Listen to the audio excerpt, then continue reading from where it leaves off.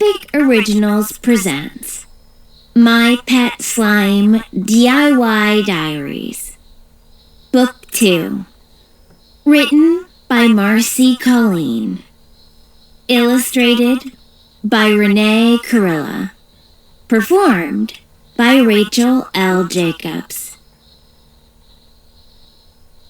These super secret diaries belong to Piper McLean. Dear Diary, hello, it's me, Piper McLean, and my adorable pet slime, Cosmo. So, there's this game people play where they make an association with someone's name so they can remember it. That's how I got my nickname, Pipe Cleaner.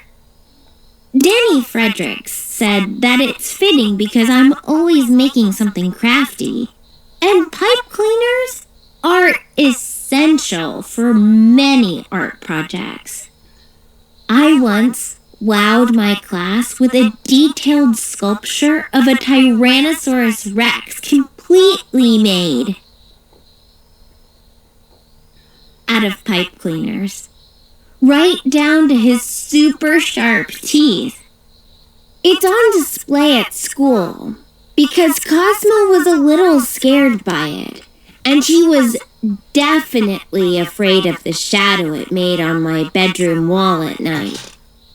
I don't think Cosmo slept the entire week before I turned in that project. Anyway, Pipe Cleaner McLean has a reputation to uphold.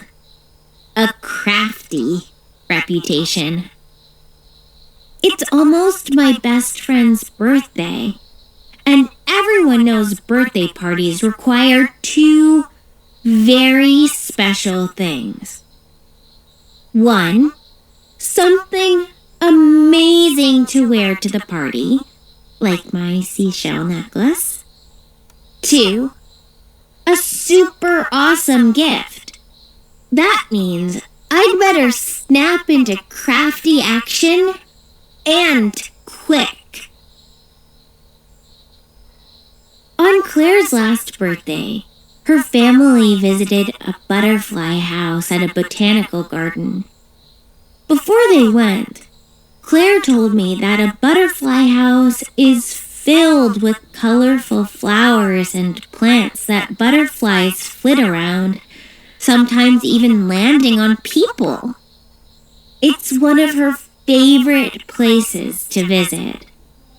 So, to help make her birthday trip to the butterfly house extra special, I researched what colors butterflies are most attracted to and made her a red, yellow, orange, pink, and purple flowery fascinator to wear. A fascinator is kind of like a tiny hat, but super fancy. Royals wear them a lot, and Claire said she felt like a birthday queen when every butterfly stopped on her head to say hi. This year, Claire is celebrating her birthday at home with a spectacular party. Birthday parties aren't my favorite, not just because they usually include so many things I'm allergic to, but also because they make my tummy bubbly with nervousness. But Mom and Dad said that with a little preparation, I'll be totally safe at the party. So now I can't wait to support my BFF Claire. The only thing left for Pipe Cleaner McLean to do is work her magic. Dear Diary, okay, here's the thing. When you make something as fantastic as a headpiece that attracts beautiful butterflies and makes your friend into a walking piece of art, that's really hard to top. Claire deserves a gift to beat all gifts. But what could that be? Best present of all time. After what felt like hours of trying to come up with something, I asked Mom if I could take a trip to the basement. It's like an archaeologist's dig down there. I might not unearth woolly mammoth bones, but something fantastic is sure to be found. Cosmo and I dressed for an adventure, grabbed a tote bag for all of our discoveries, and headed to the basement. I promised Cosmo that the door at the top of the stairs would stay open. He sometimes gets a little nervous in the basement. Mom was right in the kitchen, so she'd be able to hear us if we called her. One of my favorite things to do is take something that isn't being used anymore and turn it into a fabulous new piece of art. That way, I don't need to constantly beg Mom and Dad to take me to the craft store. Plus, it's upcycling. In school, we learned that upcycling is a special word for reusing things that we don't need anymore to create something totally new. It helps the environment by reducing waste, which is pretty awesome. Today's adventure uncovered a stack of old magazines and 2 almost empty wrapping paper tubes. They were tucked in a corner behind a tall pile of stuff, and I couldn't reach them. But Cosmo had a great idea. We tied my jump rope around him. Then I laid on the stairs and lowered him toward the tubes so he could grab them. We felt like real archaeologists scaling canyons and rocks to find ancient treasures. Now, to turn our discoveries into the most fantastic birthday gift ever. Dear Diary, once we returned from our archaeological expedition, Cosmo and I got down to business. We spread out our treasures on the kitchen table so we could see everything. Luckily, Mom was making dinner close by, so we were allowed to get out my art supplies too. And then we stared and stared and stared at the supplies we had to work with. This is part of the creative process. Just staring and thinking. But it can get frustrating and overwhelming. Sometimes I feel like I'll never have a good idea again. Sometimes, the more I think, the more stressed out I get. It feels like I'm stuck in a giant puddle of super sticky glitter glue, which is not as pretty as it sounds. I was deep in thought, holding a wrapping paper tube, when Cosmo grabbed the other paper tube and bonked mine with it. Bonk! Bonk! Of course, I bonked his right back. Before we knew it, we were having a full-on giggly sword fight. Just when I had Cosmo cornered, my dad snuck up behind me and bonked my tube with one of the pillows from the couch. Dad also knows what it's like to stare off into space without any ideas. He's a writer. He always says that when his brain is stuck, the best thing to do is get up and move. Doing something different can help to loosen up those creative ideas. We were about to get Mom involved in the game.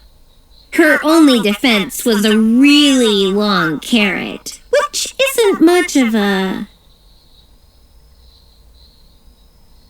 sword.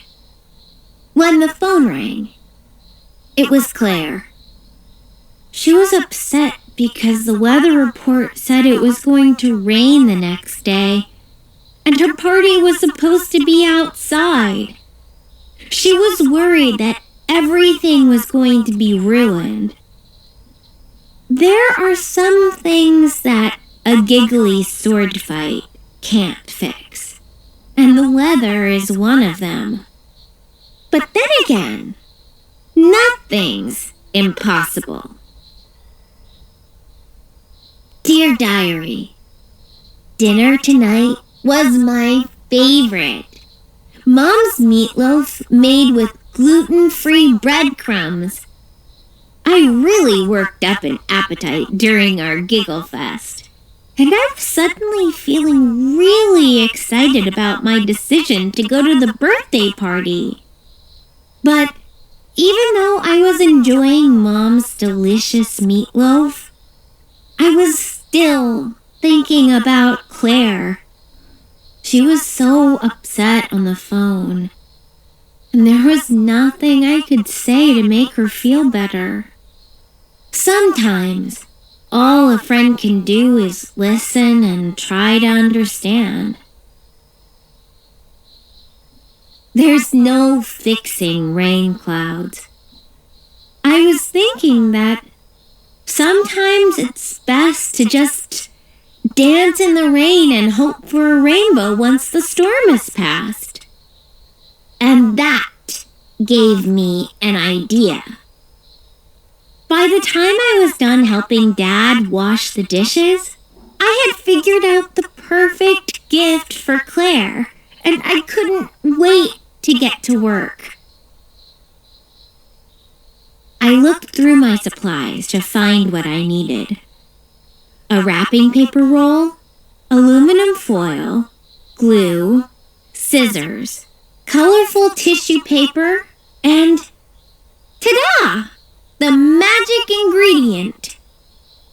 I wrote out the full instructions on page 24 so I can do this project again. Before Dad finished up in the kitchen, he gave me the magic ingredient. A cup of uncooked rice. With that, plus the wrapping paper tube and stack of magazines, I was ready to get craft-tastic. That's what Claire calls it when I get in the art zone. As much as it's sometimes annoying that I have to be supervised when I'm making things. Remember that exploding rainbow volcano? It can be handy too, because Mom helped out by looking through the magazines to find and cut out photos of anything brightly colored and fun. And Dad helped me roll the aluminum foil into a coil shape and put it inside the wrapping paper tube without bending it. Then Cosmo helped me pour in the uncooked rice to make the tube into a musical rainstick. The family that crafts together sticks together, like glitter glue. The fun part was decorating the outside of the tube. First, I covered it with tissue paper and leftover wrapping paper in every color of the rainbow in the right order.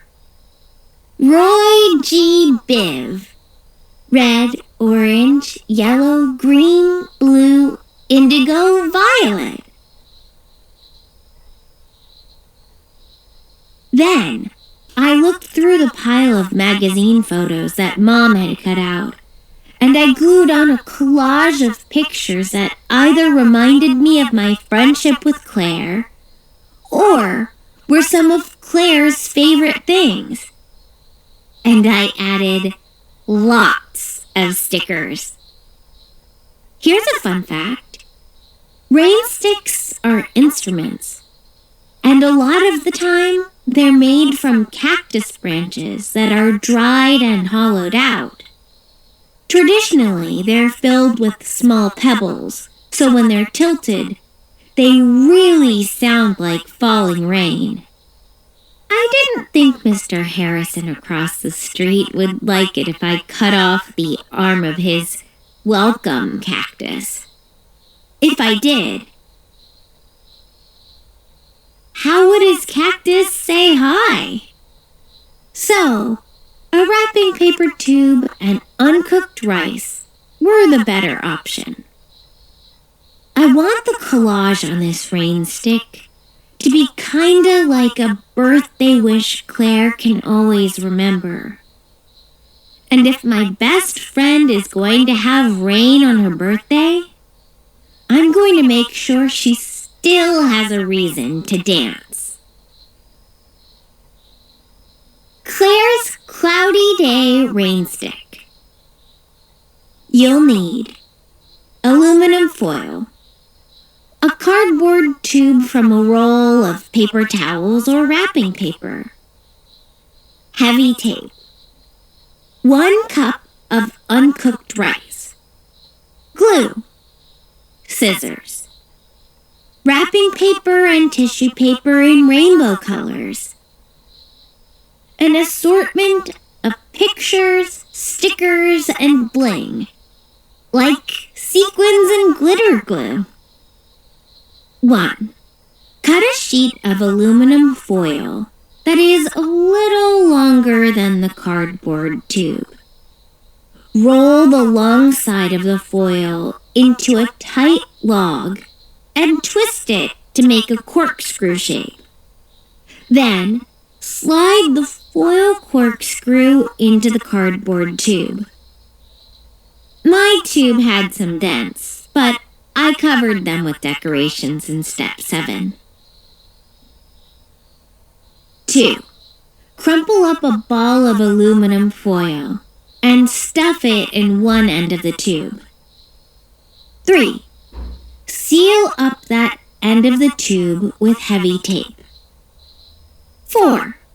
Hold the tube upright with the open end at the top.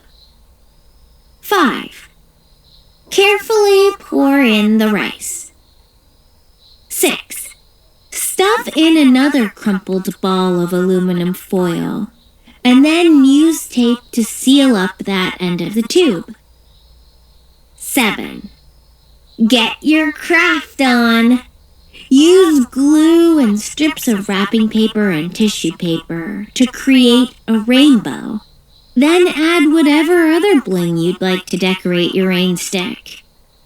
I'm making a special birthday Rainstick, so my rainbow will be partly covered with a collage of pictures that make my BFF smile. 8. Dance to the music of falling rain. Will rain spell disaster for Claire's party? Find out in my Pet Slime DIY Diaries, Book 3.